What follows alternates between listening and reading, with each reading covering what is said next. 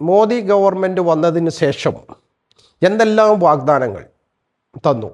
കേരളത്തിലെ പുതിയ ഗവൺമെൻറ് അധികാരത്തിൽ വരുന്നതിന് തൊട്ടു മുമ്പ് തന്നെ, തെരഞ്ഞെടുക്കപ്പെട്ടു എന്നല്ലാതെ അധികാരം ഏൽക്കുന്നതിന് തൊട്ടു മുമ്പ് തന്നെ BJP മഹിളാ മോർച്ച ഒരു സമരം നടത്തി.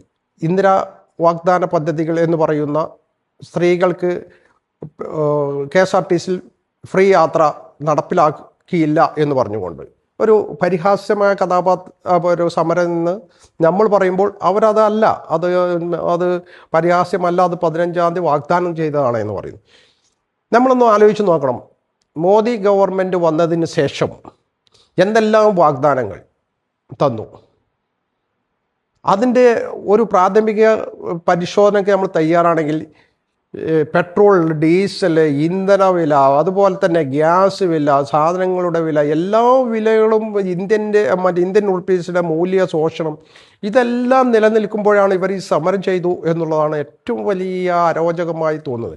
സമരം, ഒരു പൊളിറ്റിക്കൽ സമരം ചെയ്യുമ്പോൾ അതിനൊരു മാനദണ്ഡം വേണമെന്നാണ്. ഇപ്പോൾ ഈ പറഞ്ഞ വാഗ്ദാനങ്ങൾ നിറവേറ്റിയില്ലെങ്കിൽ ഇന്ത്യ എപ്പോഴും നമ്മൾ സൂപ്പർ സ്റ്റാർ അല്ലെങ്കിൽ നമ്മൾ 5-ാം സ്ഥാനത്താണ് എന്ന് പറയുമ്പോൾ ഒരു 20 ദിവസം നമ്മൾക്ക് ഗ്യാസ് കിട്ടിയില്ല എന്ന് പറയുന്ന സമയം, അല്ലെങ്കിൽ യുദ്ധം തുടങ്ങിയ സമയത്ത് നമ്മുടെ ഇത്രയും അധികം വിലകൾ കൂടുകയാണെങ്കിൽ, ഗ്യാസ് കിട്ടാതിരിക്കുകയാണെങ്കിൽ, അതല്ലെങ്കിൽ ഒരു ഫ്ലൈറ്റ്, ഒരു ഇൻഡിഗോ ഫ്ലൈറ്റ് 4 ദിവസം അല്ലെങ്കിൽ ഡിസോർഡർ പകരം ഫ്ലൈറ്റ് കിട്ടാതെ വരുന്ന ഒരു അവസരം, അതുപോലെ തന്നെ ട്രെയിനിൽ സ്വന്തം അച്ഛനെ പാർസൽ ചെയ്യുന്ന അവസരം, ഇതുപോലുള്ള അടിസ്ഥാന ആവശ്യങ്ങൾ ഇന്ത്യയിൽ ഇനിയും കിടക്കുന്നു എന്നുള്ളത് നമ്മൾ കണ്ണു തുറച്ച് കാണേണ്ടതാണ്.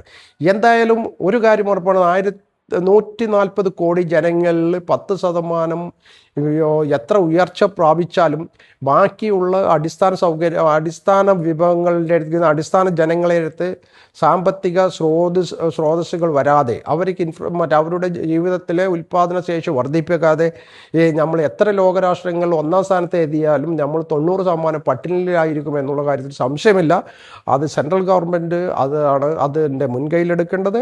ആ കാര്യത്തിൽ ഇനിയും ഈ പറയുന്ന സമരങ്ങൾ സ്വന്തം ആവശ്യങ്ങൾക്ക് അവിടെ രാഷ്ട്രീയം നോക്കാതെ അല്ലെങ്കിൽ മറ്റു കാര്യങ്ങൾ നോക്കാതെ സ്വന്തം നിലനിൽപ്പിൻ്റെ രാഷ്ട്രീയമായി കൊണ്ട് അവർ നിലനിൽക്കാൻ വേണ്ടിയുള്ള സമരം നടത്തുകയാണ് വേണ്ടത് എന്നാണ് എൻ്റെ അഭിപ്രായം.